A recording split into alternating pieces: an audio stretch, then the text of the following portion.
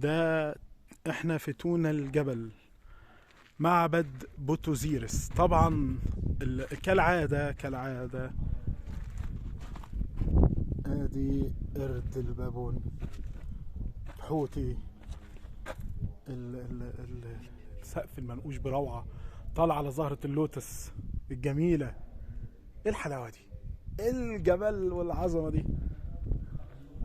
وطبعا هنا ايبس، وردان بقى ايبس يا باي. سقف هو ده يوناني صح؟ الله الله الله الله، اللهم صل على كامل النور.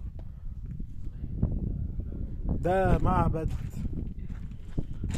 في تونة الجبل، مش عارف اسمه، بوتوزيرس حاجة كده، أنا مش فاكر الاسم الصراحة، مش مركز. بس دي النخل، مش قادر أقول لكم. الواحد اليوم شمس ومتعب، بس روعة. بسم الله، ندخل بقى نتفرج على عظمة وهي بتتكلم. هنا بقى في قصة صغيرة قوي لازم ناخد بالنا منها. صورة المصري القديم باللبس اللي هو لابسه بالوش ده، لكنه تخين ولابس هدوم بكم. المعبد اسمه معبد بوتوزيرس. خدوا بالكم، اللبس هنا كامل وبياخد الطابع المصري القديم لكنه ممزوج بالطابع الروماني. ثلاث بنات، واحدة مخطوبة. الخلخال.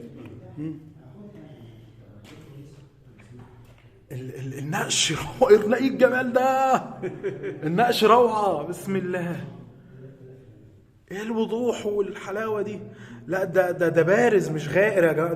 ده نقش بارز، ده بارز مش غائر. ده كأنه لسه منقوش امبارح.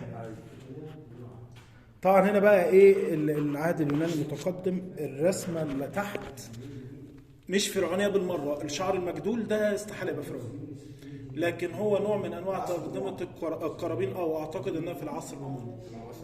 350 سنة قبل الميلاد. ايوه. ايه الحلاوة دي، ايه ده. عن باقي المسامين بيجي الساعة 8 أو بقدر عن الطريق في كل حفلة سنية أروح البيت الساعة 9 ونص. من البلاد مش